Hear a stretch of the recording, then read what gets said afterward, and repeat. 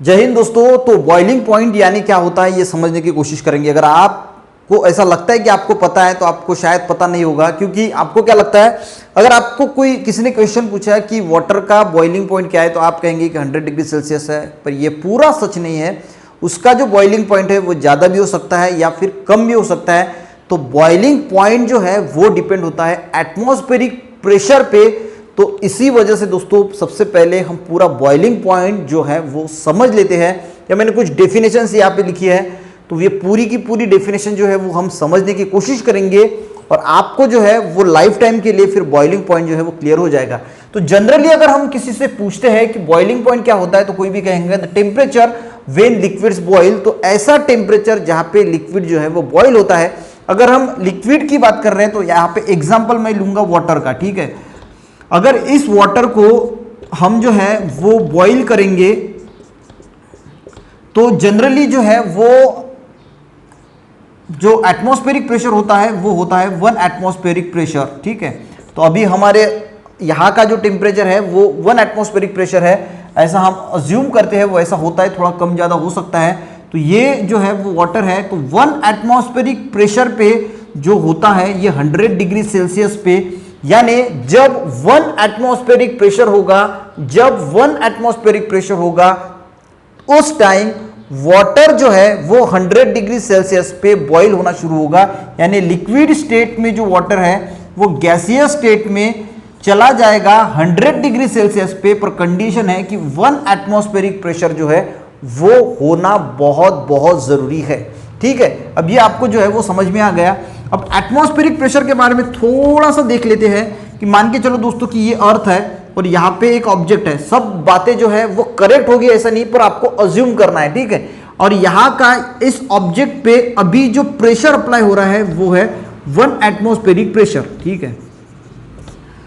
अब जैसे दोस्तों हम अर्थ के ऊपर जाएंगे तो एटमॉस्फेरिक प्रेशर जो है वो डिक्रीज होता है। अब डिक्रीज क्यों होता है ये देख लेते हैं। तो अर्थ के ऊपर दोस्तों ये ट्रोपोस्फियर है, यहाँ पे स्ट्रेटोस्फियर है, यहाँ पे मेसोस्फियर है, यहाँ पे थर्मोस्फियर है। इतनी जो लेयर है वो अर्थ के ऊपर जो है इसमें कुछ पार्टिकल्स है, एयर से भरा हुआ होता है। तो ये जो सभी इतनी जो लेयर्स है, ये लेयर जो है वो इस ऑब्जेक्ट पे कुछ ना कुछ प्रेशर जो है वो अप्लाई तो जरूर करेगी। मान के चलो कि ये डस्टर है तो हमें दिखाई नहीं दे रहा है, पर बहुत सारी एयर जो है वो यहाँ पे प्रेजेंट है, बहुत सारे स्पीयर प्रेजेंट है, तो वो कुछ ना कुछ प्रेशर तो इस पे डाल ही रहे होंगे। मान के चलो कि ये किताब एक कोई ऑब्जेक्ट है और उस पे ऊपर आपने जो है वो किताबें रखी, 10 किताबें रखी है, तो ये 10 किताबें जो है वो इस ऑब्जेक्ट पे कुछ ना कुछ जो है वो प्रेशर अप्लाई करेगी। तो इसी तरह ये जो यहाँ पे एक ऑब्जेक्ट है, इस ऑब्जेक्ट पे भी ये जो एयर है वो प्रेशर जो है वो कुछ ना कुछ अप्लाई कर रही है, और उसे ही दोस्तों जो है वो हम एटमॉस्फेरिक प्रेशर कहते हैं, जो सी लेवल के बराबर होता है। तो हम उसे 1 एटमॉस्फेरिक प्रेशर जो है वो कहते हैं। अब दोस्तों मान के चलो कि ये 4 लेयर्स है यहाँ पे, और ये 4 लेयर मिलके इस ऑब्जेक्ट पे प्रेशर अप्लाई कर रही है। जैसे ही दोस्तों अब मैं इस ऑब्जेक्ट को इस पोजीशन पे लेके जाऊंगा, थोड़ा ऊपर लेके जाऊंगा, अभी कितनी थी, मान के चलो कि 1 2 3 4 जो थी वो लेयर्स थी, और इतना बड़ा जो है वो स्पीयर था जो एयर का प्रेशर इसे अप्लाई कर रहा था। जैसे ही ऑब्जेक्ट ऊपर गया तो 2 लेयर तो हट गई ना। अब 2 ही लेयर जो है इस पे प्रेशर अप्लाई करेगी, तो 50% तो कम हो गया। तो यहाँ पे जो एटमॉस्फेरिक प्रेशर हो गया वो 50% कम हो गया। इसके ऊपर जैसे ही हम और ऊपर जाएंगे, अब यहाँ पे अगर चला गया तो ये जो इतना एयर का प्रेशर था वो तो इस पे अप्लाई होगा ही नहीं। अब प्रेशर अप्लाई होगा सिर्फ यहां से यहां तक। तो प्रेशर कहने का मतलब यह है कि जिस प्रकार हम ऊपर जाने की कोशिश करेंगे तो एटमॉस्फेरिक प्रेशर जो है वो कम होता जाएगा। तो अब देखते हैं कि जो मेन बात है वो मैं क्या कहना चाहता हूं, कि मान के चलो कि यहाँ पे अगर कोई ऑब्जेक्ट है और इस लिक्विड है, उस लिक्विड को जो है वो हमने बॉईल किया तो वो 100 डिग्री सेल्सियस पे बॉईल होगा। क्यों? क्योंकि वहां पे एटमॉस्फेरिक प्रेशर जो है वो 1 एटमॉस्फेरिक प्रेशर है। पर अगर हम किसी ऊपर जाते हैं, यानी किसी एवरेस्ट पे चल जाते हैं ऊपर, अगर वही वाटर है, वही वाटर अगर हम बॉईल करेंगे तो यहाँ पे एटमॉस्फेरिक प्रेशर कम होने की वजह से ये मान के चलो कि 95 डिग्री सेल्सियस पे ही बॉईल हो जाएगा। तो इसका बॉइलिंग पॉइंट जो है वो कम हो जाएगा। अब ये अच्छी तरीके से समझने की कोशिश करते हैं कि 100 डिग्री सेल्सियस पे दोस्तों 1 एटमॉस्फेरिक प्रेशर पे जो था वो वाटर बॉईल हो रहा था। इसका मीनिंग समझ लेते हैं क्या है। मान के चलो कि ये जो है वो यहाँ पे वाटर है लिक्विड फॉर्म में, ठीक है। अब ये लिक्विड फॉर्म में वाटर है, अब 100 डिग्री सेल्सियस पे ये जो है वो गैसियस फॉर्म में कन्वर्ट होगा। अब दूसरा जो है वो वाटर का वेपर प्रेशर जो होता है वो भी हम देख लेते हैं। तो यहां से 1 एटमॉस्फेरिक प्रेशर जो है वो अप्लाई हो रहा है, 1 एटमॉस्फेरिक प्रेशर, ठीक है।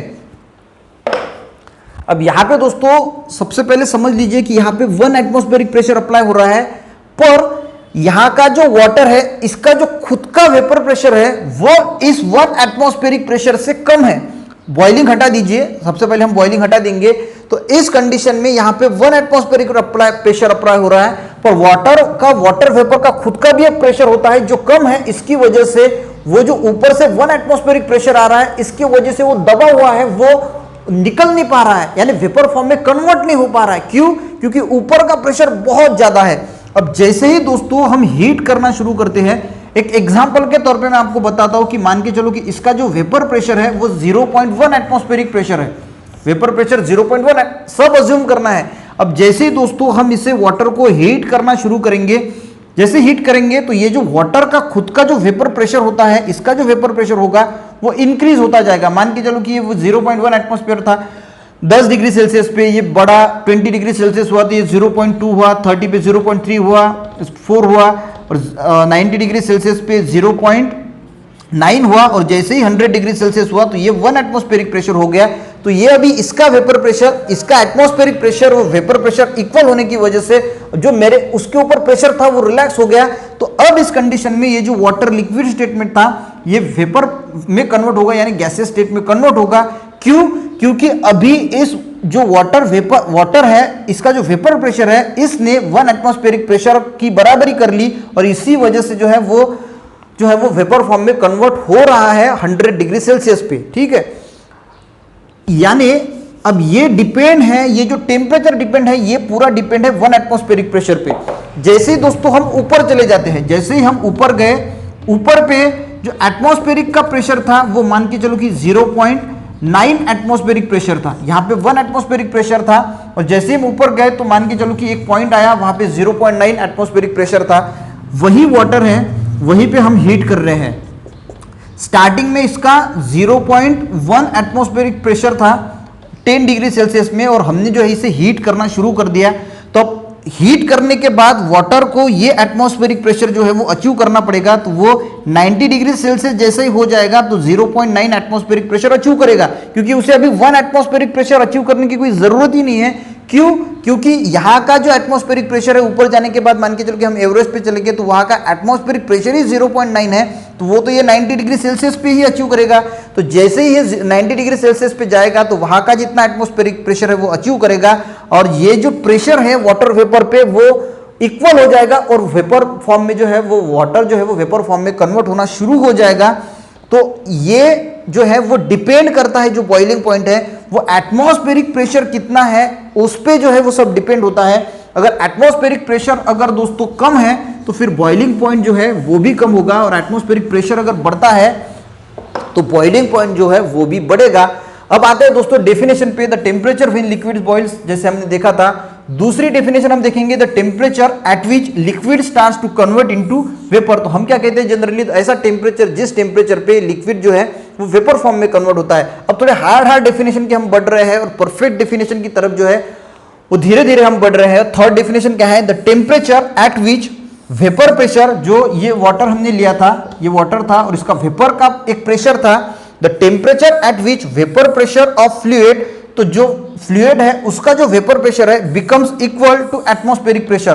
तो जितना ये एटमॉस्फेरिक का जो प्रेशर होगा, ये जब वेपर प्रेशर ये इक्वल हो जाएगा तब ये वेपर फॉर्म में कन्वर्ट हो जाएगा। तो यही ये डेफिनेशन कर रही है, the temperature at which vapour pressure of fluid become equal to atmospheric pressure. तो वो हम जो है वो उस टाइम जो टेम्परेचर होगा उसे ही दोस्तों हम जो है वो बॉइलिंग पॉइंट कहेंगे। अब लास्ट वाली एकदम पद्धतशीर डेफिनेशन देखेंगे, द कांस्टेंट टेम्परेचर, ऐसा constant temperature at which liquid changes to gaseous state, ऐसा टेम्परेचर हम हीट कर रहे हैं, ऐसा एक कांस्टेंट टेम्परेचर फिर हम लेंगे जिस टेम्परेचर पे, देखिए the constant temperature at which liquid changes to gaseous, ये लिक्विड था ये गैसियस में कन्वर्ट हो रहा है, स्टेट एट एटमॉस्फेरिक प्रेशर। और कौन से प्रेशर पे? At atmospheric pressure. अगर ये 1 एटमॉस्फेरिक प्रेशर होगा तो ये जो है वो जब वो अचीव करेगा 1 एटमॉस्फेरिक प्रेशर, तब जो है वो कन्वर्ट होगा गैसियस स्टेट में।